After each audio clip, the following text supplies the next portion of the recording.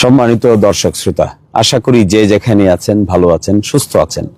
আমি এখন দাঁড়িয়ে আছি চাপতির হাওরের জগদল যে রোড আছে, এই সাবমার্সিভ রোডের মধ্যে আমি দাঁড়িয়ে আছি। এই সাবমার্সিভ রোডটা আমি আপনাদেরকে আজকে দেখাবো। এই জন্য দেখাবো যে এই সাবমার্সিভ রোডের কি করুণ দশা, এটা আপনারা এখন দেখবেন।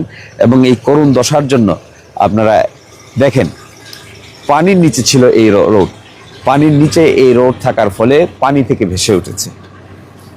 কিন্তু রিপেয়ার করবে কে?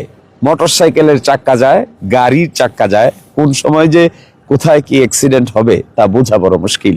কিন্তু পানি থেকে যখন এই রাস্তাটা ভেসে উঠলো, তখন তো উচিত ছিল এখানে রিপেয়ার করা। আমি জানি না সরকার এখানে রিপেয়ার করার জন্য কোনো বাজেট দিয়েছে কিনা।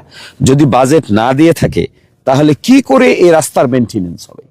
রাস্তা আবরা হয় নাই, হয়েছে সাবমার্সিভ। কিন্তু সাবমার্সিভ রাস্তা হয়ে যাওয়ার পরে রাস্তার এই দশাটা দেখেন। এই দশার মধ্য দিয়ে মোটরসাইকেল কি করে চলবে, গাড়ি বা কি করে চলবে, মানুষই বা কি করে চলবে, এগুলোর দিকে কারো নজর আছে বলে তো আমার কাছে মনে হয় না।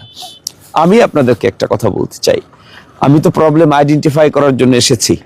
আমরা এখানে সংকীর্ণ রাজনীতির বাইরে উঠে যে প্রবলেমটা আপনাদেরকে দেখাতে চেয়েছিলাম, সেগুলোর ধরন এটা কি হতে পারে যে একটা রাস্তা 5 মাস 6 মাস পানির নিচে থাকলো, তারপরে ভেসে উঠলো, অথচ রিপেয়ার কর্মকাণ্ড নাই? সিনসিয়ারলি টাকা বরাদ্দ যদি এখানে এসে থাকে, তা করেননি কেন? আর যদি না এসে থাকে, জনগণকে জানান না কেন?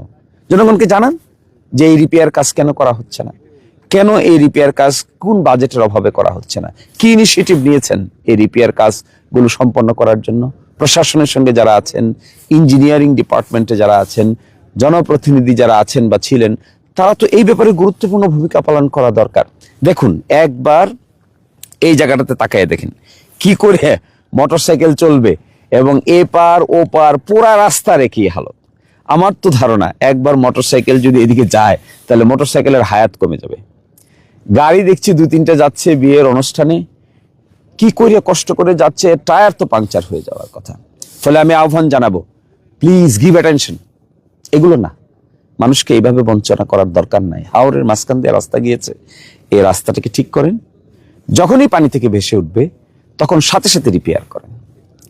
আনেন, সরকার কাছ থেকে টাকা নিয়ে আসেন, নিয়ে এসে ইমিডিয়েটলি এগুলোকে রিপেয়ার না করলে, স্মুথ না করলে, এগুলো মানুষের সঙ্গে কোনো মানবিক আচরণ হবে না। দেখতে হবে এগুলো। রাজনীতিও এটাই, এর বাইরে যা আছে ওটা ওই অর্থে রাজনীতি না, ওইটা ওই অর্থে শুধুমাত্র আমাদের নিজেদের আধিপত্য প্রতিষ্ঠার সংগ্রাম। রাজনীতির কেন্দ্রবিন্দু হওয়া উচিত মানুষের সেবা।